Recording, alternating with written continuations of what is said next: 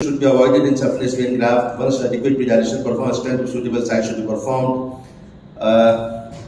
Guide wire is then removed, angiography is performed to confirm adequate stent implantation and no complication as we described above. The guide catheter selection normally, not for this topic, but JL4, JL5, AL, AR1. So coming directly to the presentation of saphenous vein graft angioplasty, which is the topic for today. Why saphenous vein graft intervention is required? The background. Recurrent angina is common in post-bypass patients. Very important slide. Recurrent angina is common in post-bypass patients mainly because of mid-term graft failure. 50% of saphenous vein graft are severely diseased or occluded. 50% at 10 years follow-up. So when somebody says the bypass, patient have feeling that bypass is amrit. Amrit means it is complete lifelong. That's not true. And sometimes they have feeling that stenting is temporary, bypass is permanent. That is not true.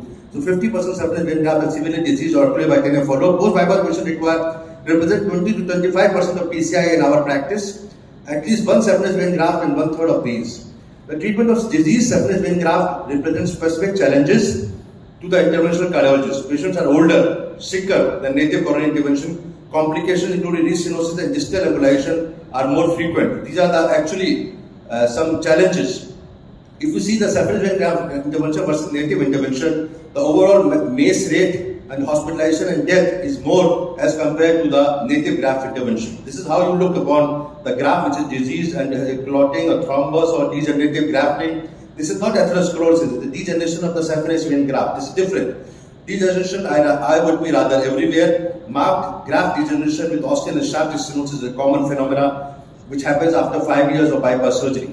So the differences between the native and graft diseases is normally native CAD, that means RCA stenosis or lady stenosis or circumflex stenosis is related to focal, thick, fibrous scraps, slippage elements, and lesion will be stable for years. The very important thing is the lesion is highly unstable and progress rapidly to total occlusion in saphenous vein graft. Once you have discovered that there is a graft stenosis, it has to be actually treated. Otherwise, this patient would grow and have severe unstable angina if that graft is supplying a large area territory of myocardium.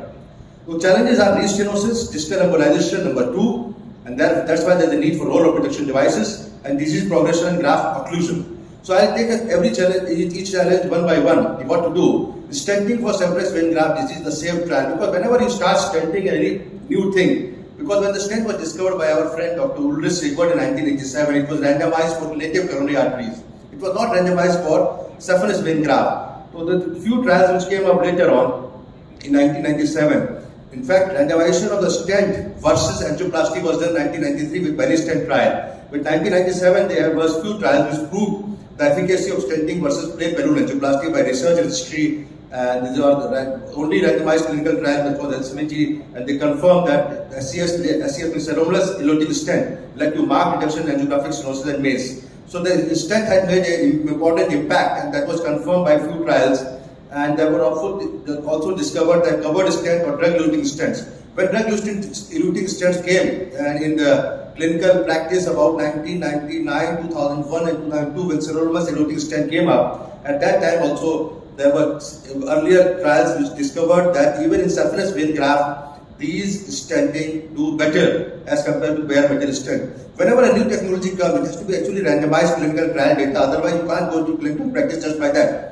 So I am talking of the eCipher registry, CQ registry, Milano experience, research registry, wisdom. These were the registries which confirmed the efficacy of drug-eluting stent versus balloon-eluting stent in that era, and therefore finally we summarize that even in saphenous vein graft, of course now only there is no balloon bare metal stent available. That we summarize that expected DES helped in the SVG disease different from native C stents have improved outcome with respect to other technology, discrimination and still taken independently. So trials with drug-eluting stents seem to show further improvement result. The native SMPCI with DS should be considered in all cases. That was the conclusion of these trials, which showed that drug-eluting stent is better. So at that time, now the second challenge, this more important challenge for any interventional cardiologist is distal embolization. Whenever you put a wire, you put a balloon, and then whatever material is there at the disease site embolize, and there is no reflow. When there is no reflow, you can't put even a stent because there has to be. This is very important, and this is very important complication which can happen, and therefore interventional cardiologists should be completely aware of this and how to prevent. I will let you know. So distal embolization lead to slow flow, no reflow, increased non-QMI, increased major adverse cardiovascular event, the rise in CKMB. It's almost something like acute heart attack which has happened. So despite stenting, CKMB rise prediction of mortality. You put a stent, there is no reflow. So there is nothing, you have not achieved anything. In fact, you have worsened the whole case. So it's a GP2B inhibitor did not do any much. The protection devices were discovered at that time, and the protection devices, they protect the embolization of the graft material distally, and therefore no reflow is prevented. So distal devices, protection devices, there are many percussors, which is a distal protection device. It's not an interventional cardiology session, so I'm not going to details about these, how these are, but these are very tricky things which can be used during the time of angioplasty whenever you plan it. So I'll directly conclude how to use this. This is balloon occlusion distal protection system. This is guiding catheter. This is a lesion here, and you have put a distal protection devices here. And then after protection device, this is the balloon which is protecting the distal embolization. So you do the whole procedure is done with the protection device here, and when you put a balloon, you do a stenting, and then this protection device is removed, and along with that the graft material which was supposed to be embolized, could have embolized, does not embolize, and therefore the patient does well. There are two types of distal protection devices. This is occlusion aspiration. This is how you can see that this is the lesion. You put a balloon, this distal balloon here, and then you perform the procedure, and then this balloon is aspirated. And this is how this distal protection devices work. The safer study was the first study in 2002 which confirmed the efficacy of guard wire, which is distal protection devices, versus placebo. And therefore, this was concluded that this should be. There are the other type of distal protection devices which are filter devices, angioguard equivalent filter wire. These are simple to use. This is a small, very important, a small 45 seconds animation where you can see how the protection device, this is protection device being deployed, and then you take out everything, then you do a balloon comes.